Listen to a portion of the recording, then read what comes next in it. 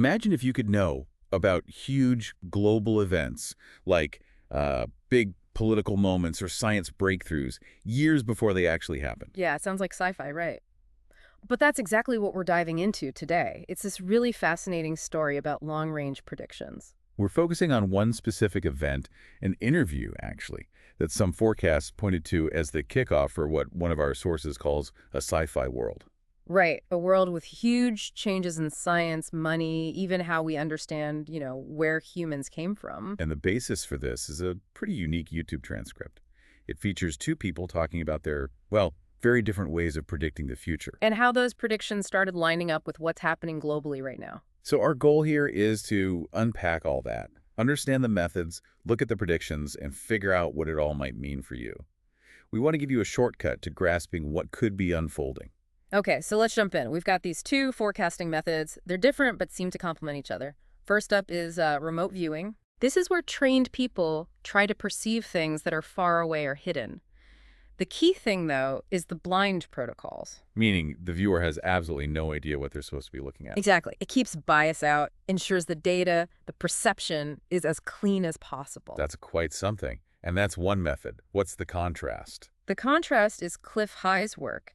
He uses something he calls predictive data, gathered by web bots. Web bots. Yeah.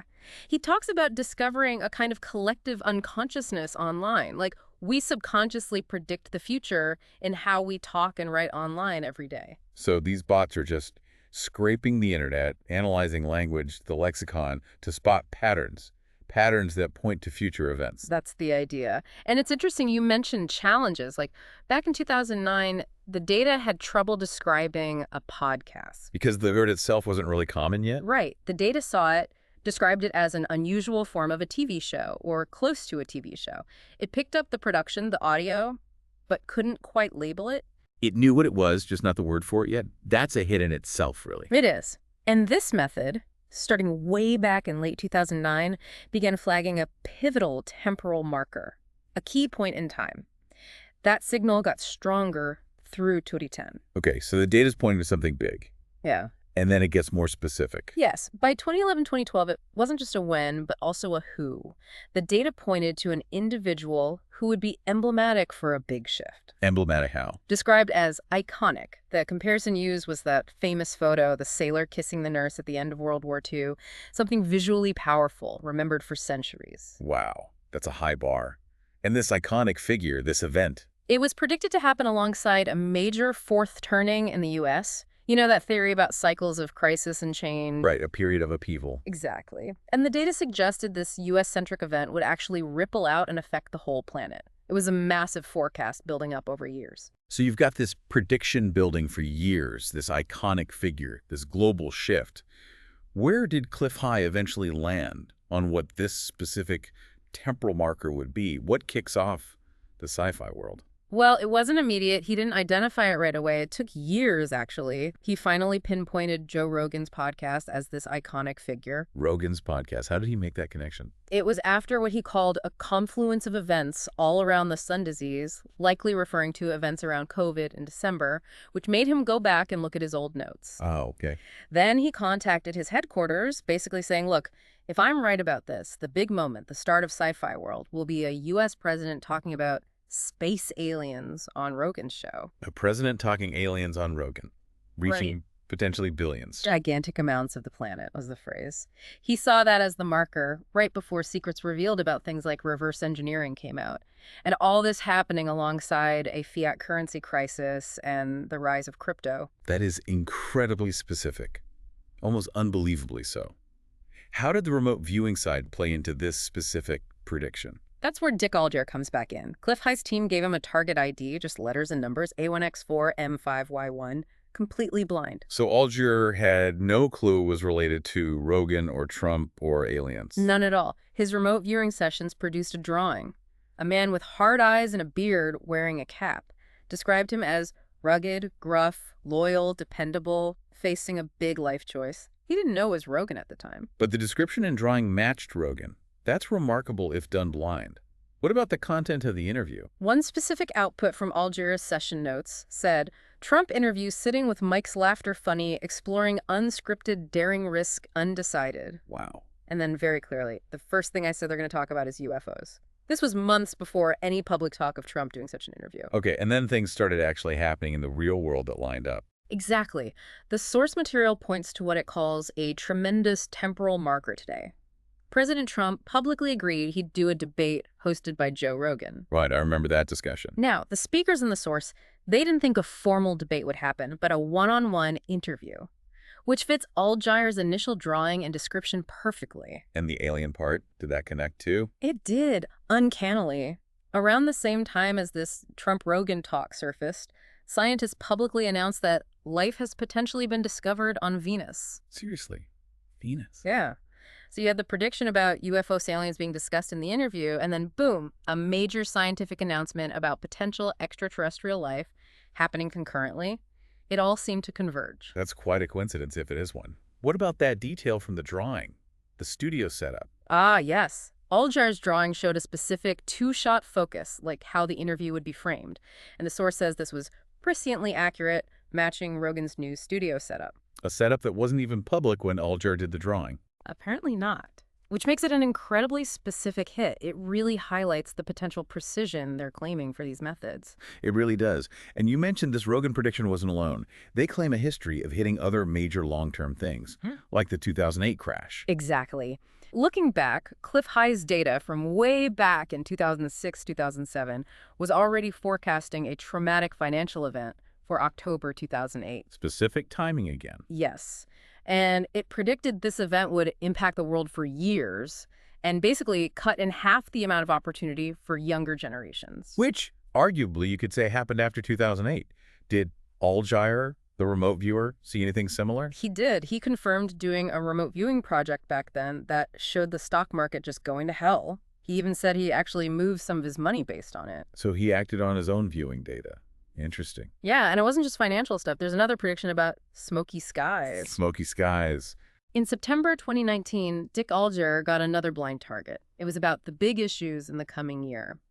His viewing described seeing this big city with bad air rolling in. It's daytime, but it's dim. The air is really, really bad. And that connects too. Well, think about the recent years. Those intense wildfire seasons, the smoky skies over places like San Francisco, Seattle. The source notes his drawings looked remarkably like the photos from those events. Right, those orange, hazy days. It was apocalyptic looking. The speaker in the source suggests maybe this kind of turmoil, this visual chaos, is like a necessary birth pain for rebooting things, maybe because of, as they put it, peak global corruption. That's a heavy interpretation. Yeah. It also raises questions about how the data itself changes, right? You mentioned Clif High adjusting his methods. Yeah, that's important. His 2006 data, for example, predicted a shift where the spoken word was more powerful than the written word. Which makes sense now with podcasts, streaming. Totally. And that finding actually made him change how he analyzed his data, putting more weight on spoken patterns. But it hasn't all been smooth sailing for these methods, has it? There were challenges mentioned. Definitely. Clif High talks about his timing accuracy being severely damaged. He blames it on clean label poisoning, basically, deliberate manipulation or contamination of his internet data sets. He attributes it to a group he calls the Blue Chicken Cult, alongside general censorship. He claims this interference made it much harder to pinpoint the exact timing of predicted events. Okay, so acknowledging those difficulties. Yeah. Let's get back to the big picture. All these predictions, the Rogan marker, the financial shifts, the potential alien news. What is this sci-fi world they keep mentioning? What's the core of it? At its heart, the start of Sci-Fi World is about secrets revealed. And not just minor secrets. We're talking deep, fundamental truths. Truths about what? About humanity's origins, our place in the universe. Things so profound they'll shake people up, make them rethink everything for years. It's described as kicking off a huge global debate, raucous and violent, potentially leading to wars. Wars over our origins. Seems to be the implication. But the ultimate outcome, according to the prediction, is that humanity will eventually reach a consensus on where humans came from. A global agreement on human origins, with a focus on Antarctica, you mentioned. Antarctica is specifically highlighted as key. The source compares the significance of this revelation to the discovery of fire. That's how big a deal it's predicted to be. That is civilization-altering stuff. What about the sci-fi tech part? Well, alongside that existential shift, you get actual sci-fi tech. Anti-gravity is predicted. Anti-gravity, okay. Still sounds like fiction, but all right. What else? And then there's the intergalactic internet. An intergalactic internet, like Wi-Fi from aliens. Sort of. It's described as this huge repository of information, potentially millions of years old, that we'll learn to access with devices. Access alien Wikipedia. Kind of, but with a catch. Decoding it, understanding the languages, the frameworks, that's projected to take centuries, like 2,000 years, just to figure out one word or concept. So it's not instant answers. It's finding a library written in languages we can't read yet. Exactly. It's meant to replace, quote, fantasy connections with aliens with actual, tangible, real stuff to study, even if it takes millennia. Okay. So massive revelations about origins, mind-bending tech. What happens to, like, everyday life? Money. That gets revolutionized, too. A new financial system based on cryptocurrencies.